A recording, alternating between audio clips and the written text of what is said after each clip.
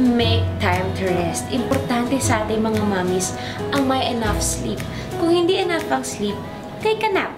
Importante ang nap. Kapag natutulog si baby, abay, kunin mo na yung oras na yan. Matulog ka na din. Kasi kapag puyat tayo, ang skin natin mas lalong nagiging dry.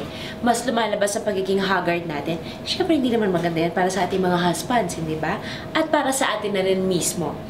It's always nice when you take time to sleep kasi nare-refresh mo na yung sarili mo, nare-refresh mo pa yung skin mo. Hindi ba?